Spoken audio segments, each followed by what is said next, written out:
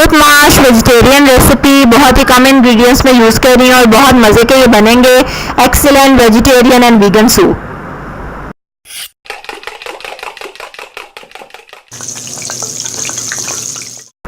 Assalamualaikum, welcome to Love to Cook. You can do it, the best place for easy cooking. एक पाव काले माश हैं, चुन के धो लिए हैं। एक दरमियाना प्याज, 1 टेबलस्पून अदरक लहसुन का पेस्ट, 1 दरमियाना टमाटर, 2 टीस्पून नमक, 2 teaspoon red chilli powder, 1 teaspoon turmeric हल्दी।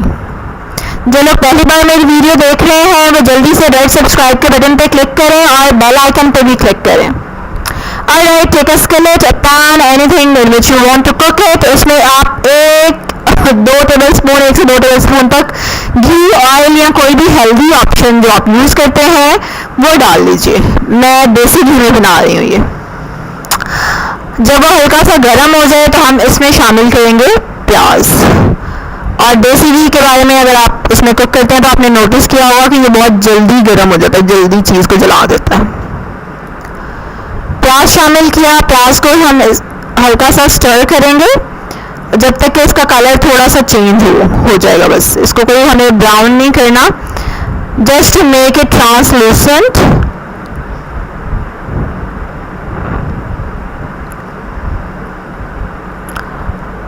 ठीक है, ये देख रहे हैं आप, इस तरह से हो गया। बस कितने 20 सेकंड्स के लिए इसको फ्राई किया। अदरक और लहसुन का पेस्ट डालेंगे इसमें हम, और कितना अच्छा सा इसका कलर है फ्रेश जिंजर गार्लिक पेस्ट का। और बेस्ट टेस्ट के लिए एक ही टिप है कि ऑलवेज यूज़ फ्रेश इंग्रेडिएंट्स। जितनी ज़्यादा ताज़ा चीज़ें यूज़ करेंगे अच्छा टेस्ट बनेगा।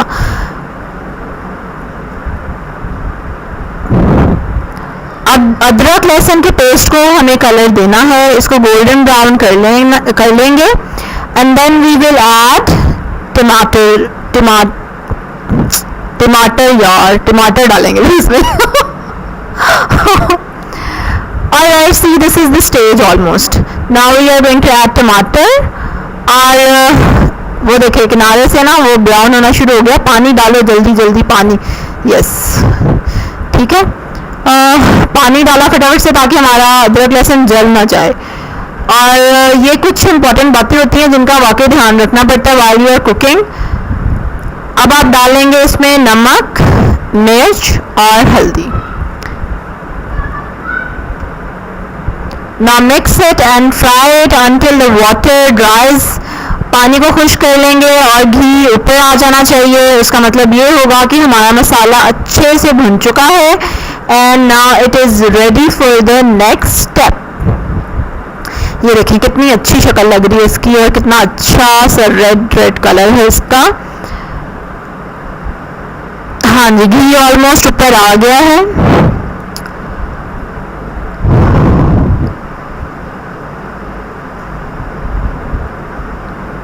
चलें जी, हो गया ये। अब इसमें डालते हैं काले माश।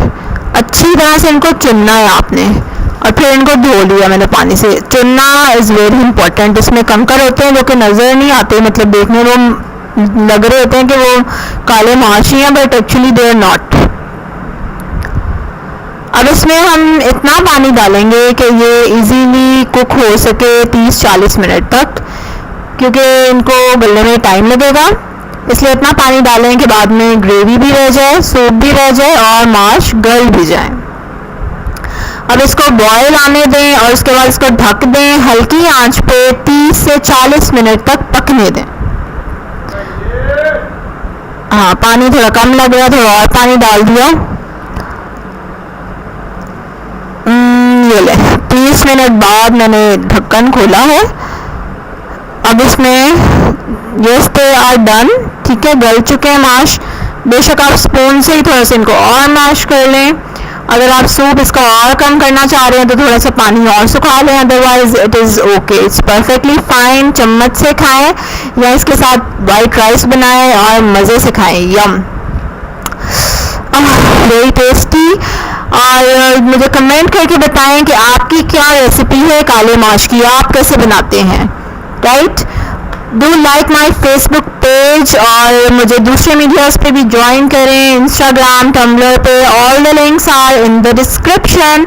मज़ीद वीगन और वेजिटेरियन रेसिपीज़ भी मेरी डिस्क्रिप्शन में आप देख सकते हैं, उनके लिंक्स वहाँ पे गिवन है। Do subscribe my channel, like this video and share this video.